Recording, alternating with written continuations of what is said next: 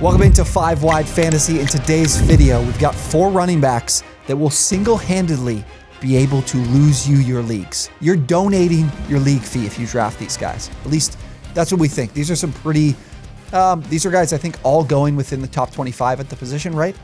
I think, yeah. Yeah, top 25 at the position right now. So these are guys that are going to be taken early. If you want to take them, you got to invest some early draft capital to do so. And to us, there are some much better options you should be looking at. And these guys may not be able to meet their consensus ranking or where their ADP is at right now. Again, 4 players for you. If you like the video, be sure to drop a like, subscribe to the channel. We're trying to get to 20,000 subscribers before the football season. So if you can help us do that, we would really, really appreciate it. Cole, let's get to the first guy.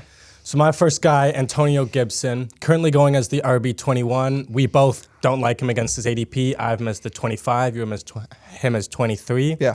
And I don't like the running backs going around him. I like them way more than him. You have Etienne, who has way more potential than him. He could have 60 receptions, 150 carries. We talked about that on the last episode. And you have Josh Jacobs, who I think is a much safer option, way higher floor. Might not have the same ceiling, but I don't think Gibson's going to hit that ceiling anyway. Mm-hmm. Gibson, he's been fairly solid over the past 2 seasons, finishing as the RB 16 and 17 in fantasy points per game for each. But I don't think he's going to be a bust this season because of lack of talent. It's way more because of the other running backs in his room.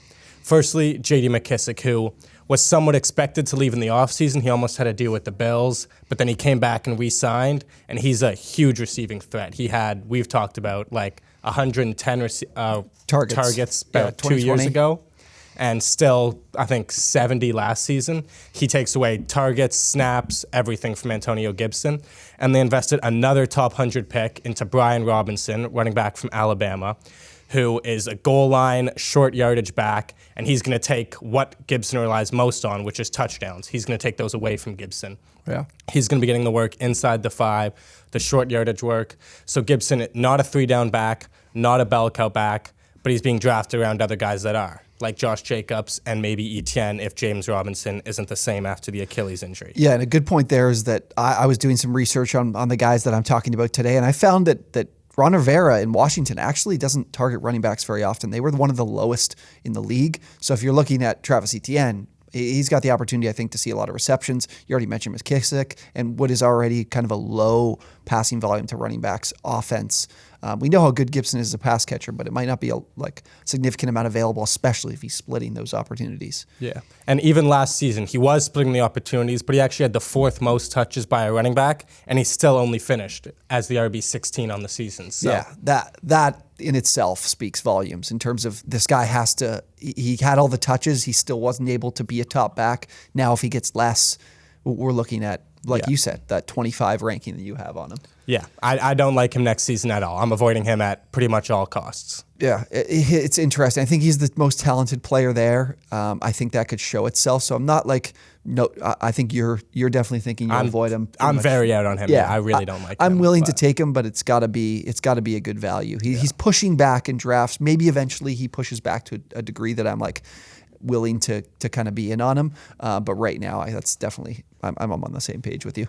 I've got two guys for you that are both going in the top 13. For some of you, this might even be the top 12. So hang on, stick with me. You might hate me after this video, and that's fine. But if you listen, let me give you my stance on these guys. Let me give you how I feel about these guys. Maybe you'll consider it at least. At least consider these guys. I don't think they're completely do not draft, but there are better players around than Saquon Barkley, who is currently going as in the end of the 2nd round as the running back 13.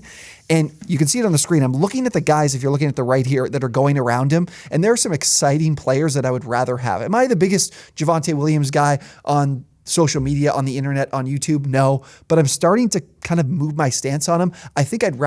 I know that I'd rather have Javonte Williams because I think I can trust him having volume. Now, other ones, Deebo Samuel, Leonard Fournette, Mike Evans. Fournette, a guy who has pass-catching upside like Saquon Barkley, in a better offense, better position to score. Mike Evans, a guy I know Cole loves. I love him too. Deebo can play both roles, pass catcher and as a runner. There's just better options. That's the basis of this opinion for me, but let's get into the rest. The rest to me is everybody is excited about Saquon's upside as a receiver this season, right? That's the big conversation, is what he can do as a pass catcher. But Brian Daboll coming in, obviously taking over as the head coach. If I look back on his offenses in Buffalo, all the way back to 2018. So that includes the years where Josh Allen wasn't the player that he is right now, where the offense was nowhere near what it is and what it was in 2021.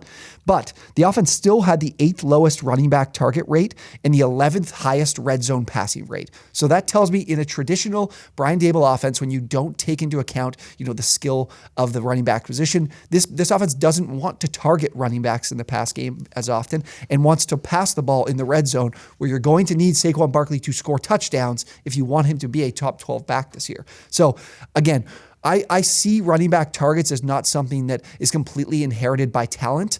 I think it's a lot of it comes down to the scheme of the head coach, and I don't think Barkley's in a position to see the kind of upside that we're all expecting. But the other biggest elephant in the room to me is, obviously, this is his 5th season in the NFL. He hasn't exceeded 13 games since his rookie year. Why would this team, as much as Matt Breida is the guy that's the backup behind him, why would we expect him to get a significant heavy workload when we know he can't seem to handle that and hasn't been able to bounce back? Could his efficiency improve? That's the one thing with an offense that was terrible last year with Aaron Judge as the head coach. Breakaway run rate was 3%, 38th in the NFL. His fantasy points per opportunity, 0.68, 62nd in the NFL. Could his efficiency be better? Yes. But could these injuries that he sustained to his ankles, his knees, be something that just keeps him from ever getting back to that efficiency we loved in his first year in the league? I think that's certainly possible. And Barkley is going to be running into an offense that likes to run out of a lot of light sets. We're talking 11 personnel, 3 wide receivers. So that's going to give him less room to run, and he's going to need to break a lot of tackles to be able to make the big plays, score the touchdowns.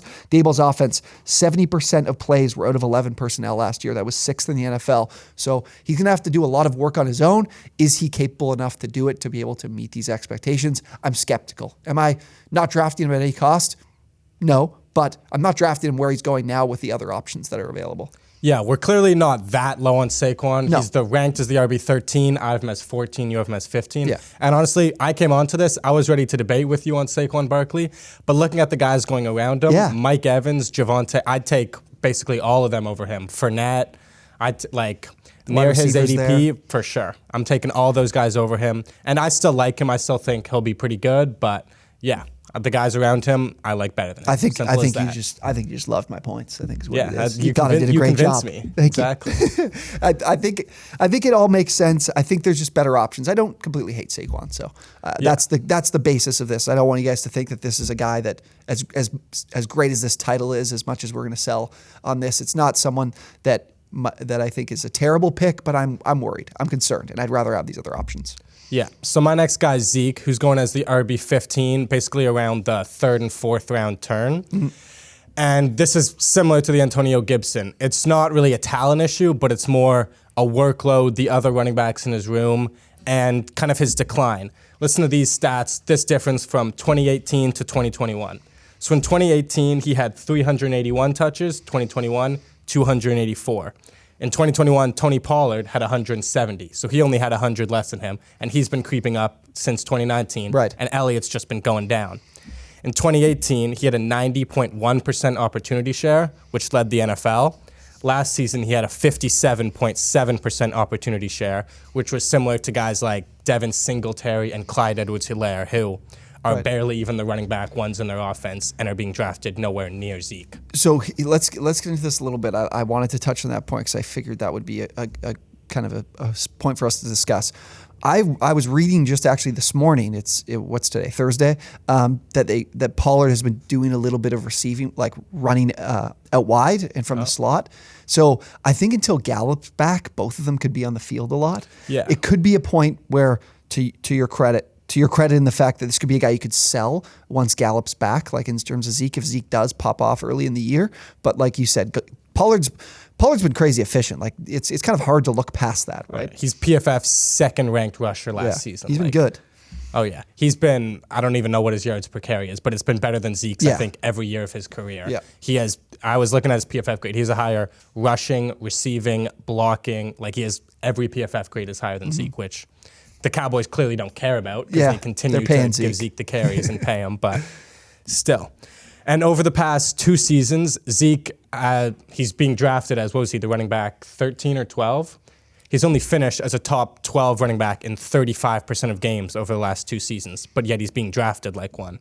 And that's the type of thing where it's a guy that won't provide you like massive weeks, which are like necessary to win fantasy leagues. Like you need Amon-Ra St. Brown to do what he did at the end of last season to win your league. If Zeke is just giving you RB15, RB17 finishes week after week after week, sure, it can help your team, but you need to win your league. No one gives a shit about you finishing in 4th place or you making the playoffs and making it to the semifinal. That shit doesn't matter unless your league pays people for finishing in 4th. If they're doing that, then that means you finished first and you're not winning enough money. Like it might not even be worth it for you. So Zeke that's is a good point. Kind of an Iron Man guy, though. He's only missed 1 game to injury throughout his career. So he is a guy who will probably play 17 games and will get you RB 15 to 20 value every game. But yeah, he's never going to have those big weeks. He's not a guy who's going to win you your league. And I draft to win. I don't draft not to lose. Yeah, 100%. So. No, I'm with you. Like I'm not pretty much anyone I'm willing to draft. But again, with Zeke, it's someone that I'd probably take a look at the other options, especially receiver at that point. I'm a big proponent of receiver around that point in the draft. Let's get to this last player. He is currently the RB5. He's currently the RB5 in fantasy football right now. That is Dalvin Cook of the Minnesota Vikings. I might need to stand up. There might be some people that are like laying in bed watching this, and they might have already shut this thing off once they saw me that I said Dalvin Cook. Yes, I don't want to draft Dalvin Cook.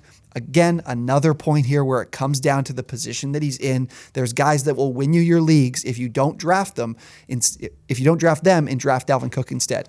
If you see Cooper Kupp or Justin Jefferson on your board, we have guys in our Discord that are telling me they're going RB in the first 4 rounds of their drafts. If you are passing on Cooper Kupp or Justin Jefferson anywhere past pick 4 over a Dalvin Cook, a Najee Harris, you're going to lose your league. Take Cooper Kupp, take Justin Jefferson especially. I will get into why Justin Jefferson, this is basically a part of me explaining why Justin Jefferson is in for an even bigger year. I just think we need to avoid Dalvin Cook in this spot because people, again, this is another case of being excited about the coaching change. Can the offense be better with Kevin O'Connell? I actually think it is going to hurt his value. Last year, RB16.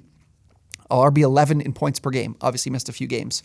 A lot of people, like I mentioned, excited, but O'Connell has mentioned that he wants to bring that LA scheme to Minnesota. And if you look at it, it's not one that lends itself well to running backs. They ran 11 personnel on 84% of plays. That was first in the NFL, compared to the Vikings, who ran 11 personnel on just 44% of plays, which was 29th. This offense is going to be significantly different from the one we saw from Mike Zimmer, which to me is concerning when you look at the fact that the offensive line for the Vikings was 29th. Actually, no, they were dead last in stuff rate last season. So that we're talking about plays that pick up 0 negative yards by running the football. What happens if O'Connell notices that, hey, we've got Adam Thielen, we've got Justin Jefferson, the pass game is just working incredibly well. Like, why are we even wasting our time running the ball as much as we do? Because the Vikings ran the ball more than Los Angeles did last season. So if they're liking the pass game more, which I think they will, and which this scheme lends itself to, I think they're going to be throwing the ball a lot. And if you look at running back target rate, guess what? Another team that doesn't like to throw their ball to running backs. They were tied with the Ravens since 2016. So that's including some Todd Gurley years in there. They were tied with the Ravens for the lowest running back target rate in football since 2016. 5 years. It's been 5-year sample size. If that doesn't tell you what this scheme, what this offense does with running backs, there's really nothing else I can tell you. So as well in the red zone, 65% of their plays inside the 20. Passing plays. That is the second highest in the NFL last season, only behind the Buccaneers. Dalvin Cook, if he's not getting high rushing volume, if they're passing the ball in the red zone, if they're not getting the ball if they're not going to be running the ball in situations that are a bit heavier personnel where Dalvin Cook can get past the line of scrimmage and pick up some big plays, then this isn't a guy that's going to be able to meet an RB5 expectation and an early first-round pick. Yeah, this is a guy who, before the coaching change, I think this is right around his value. But the coaching change drastically hurts him, Alexander Madison's value, and increases Jefferson's and Thielen's. Mm-hmm. So, personally, I just don't think that coaching change has factored into his ADP as much as it should. Like, I feel like it hasn't changed it at all. I think people think he's going to score more. I think the offense is going to be better. They're like, oh, let's take Dalvin Cook's numbers from last year and then let's add some touchdowns to them, and he'll be able to meet this number. So I'm a little concerned with it, especially when I look at like some of the efficiency wasn't great. He was 39th in yards created per touch last season, and again, I mentioned the offensive line. So I'm worried about Dalvin Cook. I'd rather have some of the other guys available, which is, I think for some people, they're going to be surprised to hear, but I think it's something that you need to start adjusting to, is you don't just blindly take running backs in no matter where you are in the first 12 picks. It's time to make adjustments, especially if you're picking around pick 5, pick 6, pick 7. So something to look out for. He's currently going as a 7th overall pick right now. I would still take him in the first round, though. I still think he's a first-round running back. Yeah, he's my RB9. It's not like drastic. I don't have him outside my top 12, but I'd just rather take the other guys because I think they'll win you your leagues. Dalvin Cook will not win you your league. Anyways, if you guys enjoyed the video, be sure to let us know. Comment down below. Let me know how crazy I am for Saquon Barkley and Dalvin Cook. I'm sure there's some of you out there that think that. Hopefully you thought I got these points across. Same with Cole. Let us know what you think about his players as well. Thank you guys for watching, and we will see you next time.